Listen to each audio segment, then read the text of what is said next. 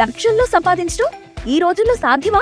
అవును, it's possible. Investment అక్కర్లేదు, risk లేదు. ఇది డబ్ల్యూ కామర్స్. నా పక్కన వరుసగా ఉన్న ఈ మొబైల్ ఫోన్లు చూసి ఇది ఒక మొబైల్ స్టోర్ అనుకోవచ్చు, కానీ అది మొబైల్ స్టోర్ కాదు. ఇటీవల విశాఖ నగరంలో వేరు ప్రాంతాల్లో మొబైల్ కోల్పోయిన వ్యక్తులు, అందులో అత్యధిక శాతం చూసుకుంటే చోరీకి గురైనవి. ఒకేసారి విశాఖ పోలీసులు దీనికి సంబంధించిన నిందితులను పట్టుకొని దాదాపు 350 మొబైల్ ఫోన్లను తిరిగి వారికి సంబంధికులు అప్పగించడం జరిగింది.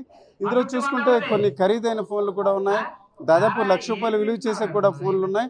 అయితే పోలీసులు ఎంక్వైరీ చేసి దర్యాప్తులో నిందితులు పట్టుకోవడం ద్వారా ఈ 350 మొబైల్ ఫోన్లు తిరిగి వారి సంబంధికులు ఇవ్వడంతో వారి అందరూ కూడా కొంత సంతోషపడుతున్నారు. ఈ దశలో మొబైల్ పోగొట్టుకొని తిరిగి పొందిన వ్యక్తి మనతో ఉన్నారు. సార్ చెప్పండి, మీ పేరు ఏంటండి? SK Sardar sir. నేను నాది ఆర్లవ్ సార్. మేము అనకాపల్లి వెళ్తుండగా మన పిన్గాడ్ జంక్షన్ హైవేలో పౌరం హైవేలో పడిపోయింది సార్. ఆ వెంటనే మేము రెస్పాండ్ అయ్యాం సార్. మా అబ్బాయి ఇక్కడ ఆర్లవల్ పోలీస్ స్టేషన్ కంప్లైంట్ ఇచ్చారు సార్. ఆ వెంటనే మేము దానికి రెస్పాండ్ అయ్యారు సారాలు. దాన్ని మేము రిక్వైర్మెంట్ 3 నెలలు అయింది సార్. రిక్వైర్ అయింది. మాకు ఫర్దర్గా సార్తో మేము ఉంటున్నాం, కాంటాక్ట్లో ఉన్నాం. వస్తుంది, హ్యాపీగా ఉండండి అని చెప్పారు సారాలు.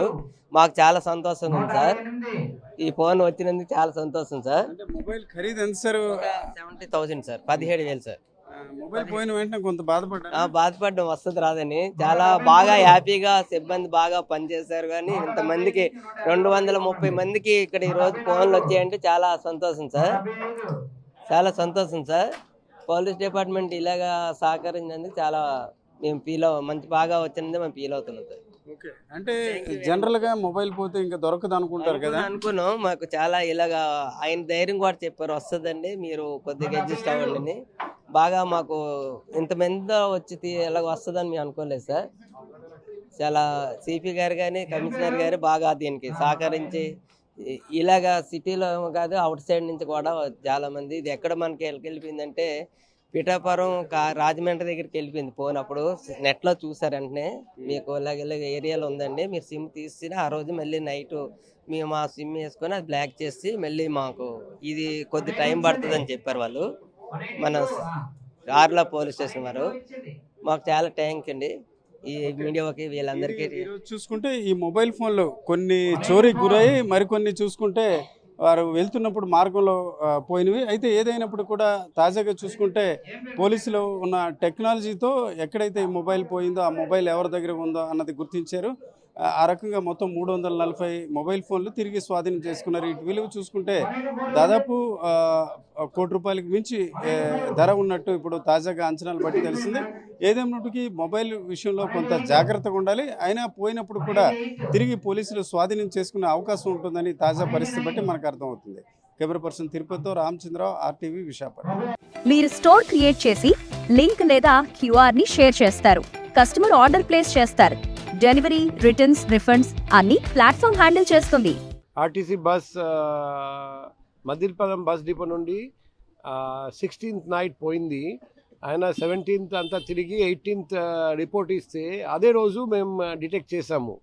ఇప్పుడు ఆ బస్ దొంగ ఎవడు మనం ట్రేస్ చేస్తే అతను ఇంతకుముందు కూడా ఇదే మాదిరిగా ఒక అఫెన్స్ చేశారండి. ఆ అఫెన్స్లో అప్పుడు బస్ దొరికింది కానీ అఫెండర్ ఎవడు మనకు తెలియదు. ఈసారి మనం డీటెయిల్గా ఇంట్రోగేట్ చేస్తే ఆ అఫెన్స్ కూడా ఆయనే చేశారట. అతను పెట్రోల్ కోసం దొంగతనం చేస్తున్నారు, డీజిల్ కోసం దొంగతనం చేస్తున్నారు. బండి తీసుకెళ్ళి ఆ డీజిల్ అమ్మేసి తర్వాత బండి వదిలేస్తున్నారు. సో మేము ఈ అఫెన్స్ కాకుండా ఆ అఫెన్స్ కూడా ఇప్పుడు మనం ఛార్జ్ షీట్ ఫైల్ చేసుకోవచ్చు.